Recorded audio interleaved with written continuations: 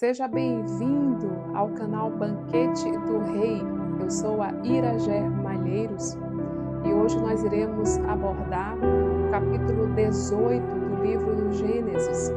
Se é a sua primeira vez aqui neste canal, eu peço que você então se inscreva, que você ative o sininho para receber todas as notificações assim que eu disponibilizar novos vídeos aqui na plataforma do YouTube, que você também compartilhe este vídeo abençoando a vida de outras pessoas e também deixe o seu comentário de qual cidade você está falando, se esse vídeo de alguma forma edificou a sua vida.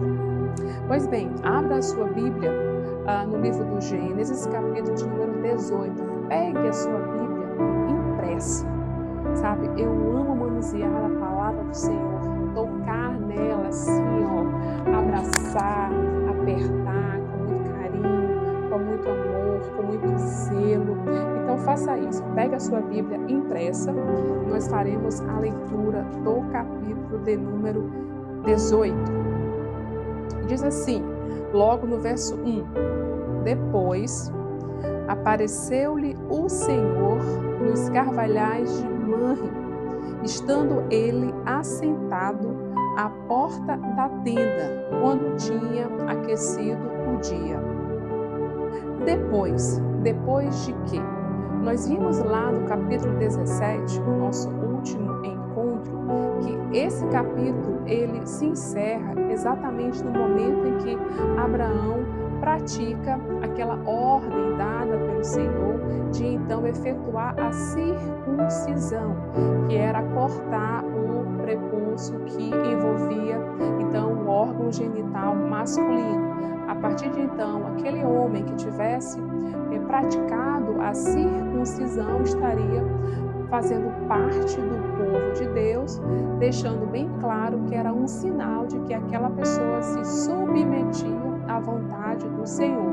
Então, Abraão, ele praticou a circuncisão em si mesmo, no seu filho Ismael, que já estava com 18 anos, e também em todos os homens nascidos na sua casa e aqueles que foram comprados, os seus servos. Então, depois que Abraão praticou a circuncisão, acontece esses fatos que serão relatados aqui no capítulo 18. Que fato principal é esse?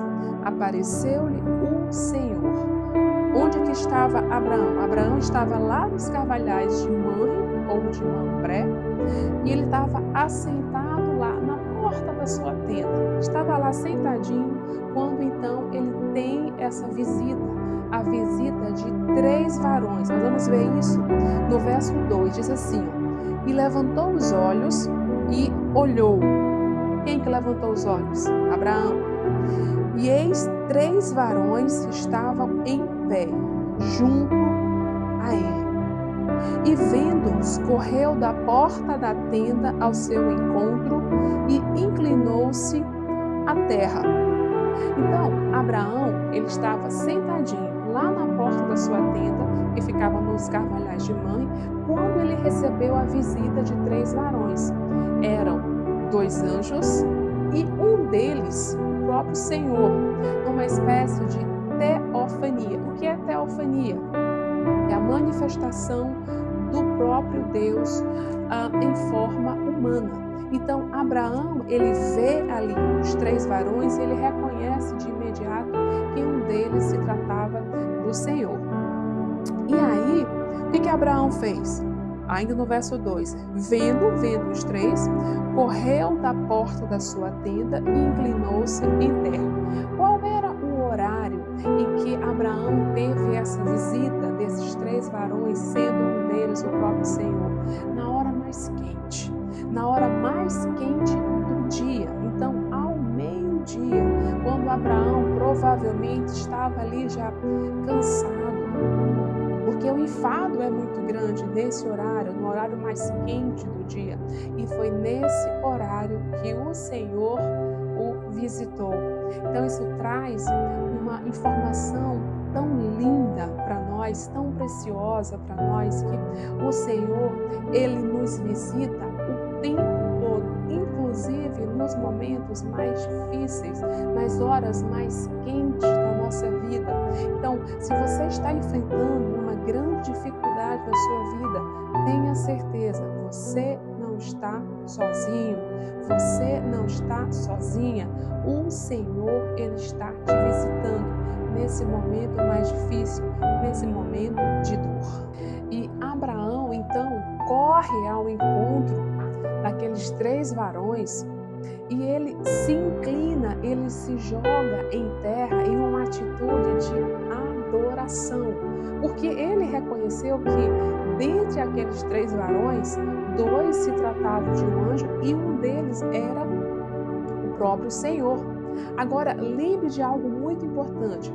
Já havia se passado mais de 2 décadas de que o Senhor havia feito aquela promessa a Abraão de que a partir dele ele faria uma grande nação, a partir dele Abraão teria uma grande descendência, a ponto de não conseguir contar, porque essa descendência seria tão numerosa comparada com as estrelas do céu, comparada com a quantidade de areia do mar. Então, uma descendência extremamente vasta. O Senhor havia prometido isso para Abraão há mais de 2 décadas. E agora o Senhor aparece para ele. E qual é a atitude de Abraão? Ele não chega até o Senhor com o comportamento de uma pessoa amargurada. Afinal de contas, o Senhor já tinha prometido para ele há tantos anos. E até agora não havia acontecido, porque Abraão até então só tinha um filho, que era Ismael, que não era o filho dele com Sara, com sua esposa, era com uma escrava, com uma serva egípcia, com Agar. Então a promessa que o Senhor havia feito para Abraão ainda não havia se cumprido, mas mesmo assim ele se apresenta ao Senhor numa atitude de adoração. E aí, como é que você tem se apresentado diante do Senhor, se aquilo que de repente Ele te prometeu ainda não se cumpriu, se aquilo que você vem clamando a Ele ainda não se cumpriu? Abraão, mesmo já tendo se passado mais de 2 décadas sem o cumprimento da promessa, ele se apresenta ao Senhor com uma atitude de adoração. E aí, continuando no verso de número, deixa eu ver aqui no verso de número 3, disse assim, e disse, meu Senhor, se agora tenho achado graça aos teus olhos, rogo-te que não passes de teu servo. Traga-se agora um pouco de água e lavai os vossos pés e recostai-vos debaixo desta árvore. E trarei um bocado de pão para que esforceis o vosso coração, depois passareis adiante, porquanto por isso chegastes até vosso servo. E disseram, assim faze como tens dito. E Abraão apressou-se em ir ter com Sara a tenda e disse-lhe, amassa depressa 3 medidas de flor de farinha e faze bolos. E correu Abraão às vacas e tomou uma vitela tenra e boa e deu-a ao moço, que se apressou em prepará-la. E tomou manteiga e leite e a vitela que tinha preparado e pôs tudo diante deles. E ele estava em pé junto a eles, debaixo da árvore, e comeram. Então Abraão disse assim, olha, Senhor, não passe de mim, não saia da minha presença sem que antes eu tenha o privilégio, a oportunidade de lhe oferecer um banquete. Eu quero trazer água para lavar os seus pés. Eu quero preparar pão para que você possa saborear. Eu quero trazer leite, eu quero trazer manteiga. Eu quero preparar um assado, um verdadeiro banquete. E, meus queridos, esse banquete era o banquete da própria aliança. A aliança do Senhor com Abraão. Então, quando Abraão reconheceu que ele estava diante do Senhor, a atitude dele foi de adoração e de oferecer um verdadeiro banquete. E esse banquete, o Senhor ele tem preparado lá no céu. E continuando no verso 9, e disseram, onde está Sara, tua mulher? E ele disse, ei-la, aí está na tenda. Então, o Senhor, juntamente com os 2 anjos, diante daquele banquete, banquete, ele faz a pergunta para Abraão: Abraão, onde é que está tua mulher? Onde é que está Sara? Irmãos, o Senhor, ele não quer atingir, ele não quer banquetear só com você. Ele quer banquetear também com seu marido, ele quer banquetear com sua esposa, ele quer banquetear com seus filhos, com sua descendência, com a sua parentela. O Senhor, ele tem um verdadeiro banquete preparado lá nos céus, não só para você, como para toda a sua família. Esse é o desejo do Senhor, banquetear com toda a sua prole, com toda a sua descendência, com toda a sua casa. E aí no verso 10 diz assim, certamente tornarei a ti por este tempo da vida, e eis que Sara, tua mulher, terá um filho. E ouviu Sara à porta da tenda, que estava atrás dele. Então o Senhor disse assim, olha, quando eu voltar aqui novamente, a tua mulher, Sara, ela já vai ter dado à luz a um filho. E Sara ouviu, ela estava lá na porta da tenda, ela ouviu quando o Senhor disse isso. No verso 11, e eram Abraão e Sara já velhos e adiantados em idade. Então Abraão já contava com quase 100 anos, Sara já com quase 90. Então, ainda no verso 11, já a Sara havia cessado o costume das mulheres, então Sara já não menstruava mais. Abraão já estava mortificado, ele já não tinha mais relações sexuais com Sara. Então Sara, ouvindo o que o Senhor havia dito a Abraão, de que quando ele voltasse à presença de Abraão, ele já estaria, Sara já tinha dado à luz a um filho, ela ouvindo aquela promessa, como é que se daria, quando é que se daria de fato o cumprimento dela? Qual foi a atitude de Sara? No verso 12. Assim, pois, riu-se Sara consigo, dizendo, terei ainda deleite depois de haver envelhecido, sendo também o meu Senhor já velho? Então Sara estava falando assim, mas como é que vai acontecer isso? Sara demonstrou uma incredulidade. Como que vai acontecer isso? Eu ainda vou ter relações sexuais com Abraão se ele já está amortecido, né? Mortificado, na verdade, essa é a palavra que mais se adequa. Como é que eu vou ter um filho? Como é que eu vou gerar um filho se eu já nem menstruo mais? Eu quero dizer para você que está assistindo a esse vídeo, o cumprimento das promessas do Senhor não depende de circunstâncias favoráveis. Nós servimos a um Deus que pode todas as coisas. Não existe impossível para o Senhor. Aquilo que Ele te prometeu há 10 anos, há 15 anos, há 20 anos, ainda não aconteceu, mas não duvide. Não duvide, porque se Ele te prometeu, Ele vai cumprir. E continuando no verso 13, e disse o Senhor a Abraão, por que se riu Sara, dizendo, na verdade gerarei eu ainda, havendo já envelhecido? Haveria, pois, alguma difícil ao Senhor?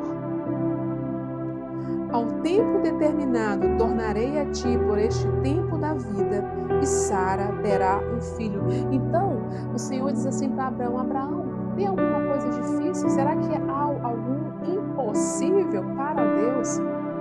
Será que tem alguma coisa que Deus não consiga realizar? Aquele que criou os céus e a terra, para Ele não há impossível.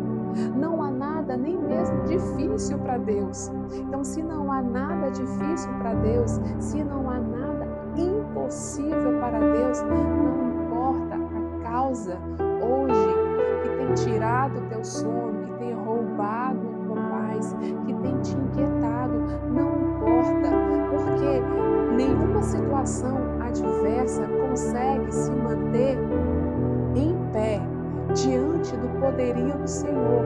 Ele pode todas as coisas. Então a pergunta que eu te faço neste exato momento, tem alguma coisa impossível para Deus? Não há nada impossível para Ele. Então continuando aqui no verso 15, e Sara negou, dizendo, não me ri, porquanto temeu. E ele disse, não digas isto, porque porque te riste.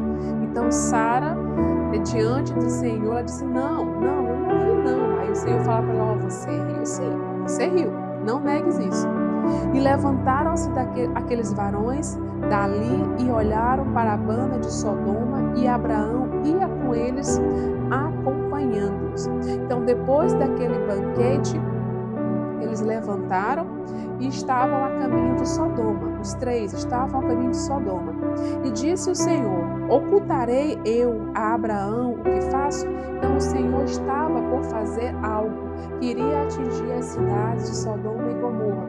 Então o Senhor, por reconhecer em Abraão o profeta, ele compartilha com Abraão o que ele ia fazer nessas duas cidades. Porque quando você pega lá o livro de Amós, no capítulo 3, no verso 7, eu quero ler para você, diz assim, certamente o Senhor Jeová não fará coisa alguma sem ter revelado o seu segredo aos seus servos, os profetas. Abraão, ele era um profeta do Senhor. Então, por isso que Deus, então, não oculta dele o que ele estava por fazer nas cidades de Sodoma e Gomorra. Ele ia destruir essas cidades.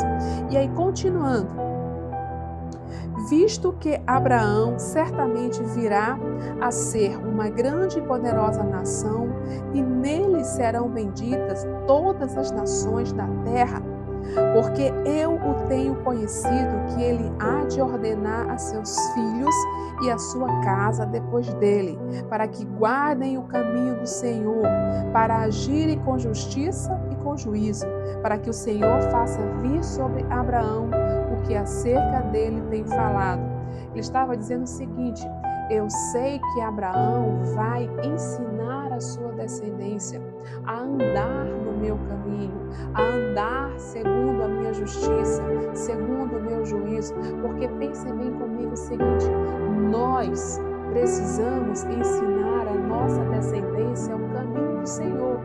Nós precisamos ensinar a nossa descendência a praticar o bem, porque o mal já é inato à condição humana, em razão da nossa natureza pecaminosa. Então, você não precisa ensinar o seu filho a pecar, você não precisa ensinar o seu filho a fazer algo de errado, porque isso já é inerente à condição dele enquanto pessoa humana. Mas a prática do bem, mas servir ao Senhor, andar no caminho do Senhor, isso precisa ser ensinado por mim e por você, a nossa descendência.